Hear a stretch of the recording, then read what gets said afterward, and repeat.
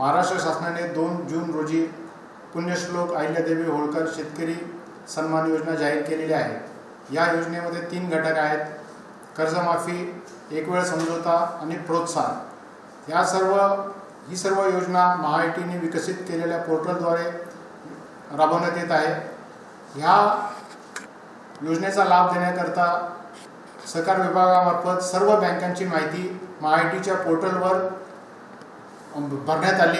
त्याचे सर्व व्हेरिफिकेशन पण झाले आणि त्याची लाभार्थ्यांची कर्जमाफीच्या लाभार्थ्यांची पहिली यादी 25 जुलै रोजी प्रसिद्ध झाली। या यादीमध्ये राज्यातील 16,96,000 शेतकऱ्यांचा समावेश आहे आणि यांची कर्जमाफीची रक्कम 13,600 कोटी आहे। तर ह्या सर्व शेतकऱ्यांनी आपलं आधार प्रमाणिकीकरण करायचं आहे। आधार प्रमाणिकीकरण केल्यानंतर त्यांना लाभ त्यांच्या थेट बँकेच्या खात्यामध्ये जमा करण्यात येईल।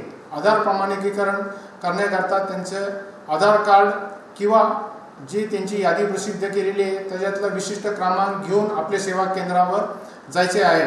ज्या शेतकऱ्यांनी ॲग्रीस्टॅग फार्मर आय डी काढलेला नाही त्यांना ॲग्रीस्टॅग फार्मर आय डी काढणे आवश्यक असेल।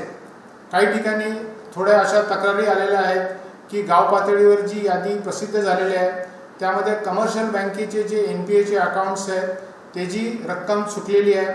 तर याबाबत मी शेतकऱ्यांना आश्वासित करू इच्छितो की याबाबत तुम्ही चिंता करू नका। आपण आपल्या बँकेच्या ब्रांचमध्ये जाऊन तपासावे।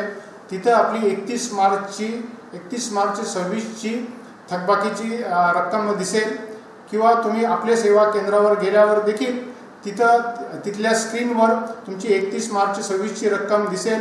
ती रक्कम बरोबर असल्यास तुम्ही आधार ऑथेंटिकेशन करावे। 31 मार्च 26 नंतरचं जे व्याजाची रक्कम आहे ह्याची जबाबदारी बँकेने घेतलेली आहे, त्यामुळे तुमचं संपूर्ण कर्ज माफ होणार आहे। आणि ह्या उपरक्ष कोणत्या शेतकऱ्यांना काही इतर अडचण असली, जसं त्याचं नाव चुकलेलं आहे किंवा आधार नंबर चुकलेला आहे किंवा खाते क्रमांक चुकलेला आहे, तर त्यांनी पोर्टलमध्ये ग्रीव्हन्स रेज करावं, जेणेकरून त्यांची तक्रार जिल्हाधिकाऱ्यांकडे जाईल आणि जिल्हा लेवलच्या समितीमार्फत त्या सर्व तक्रारीचे चौकशी होऊन त्याला लेखी उत्तर दिले जाईल।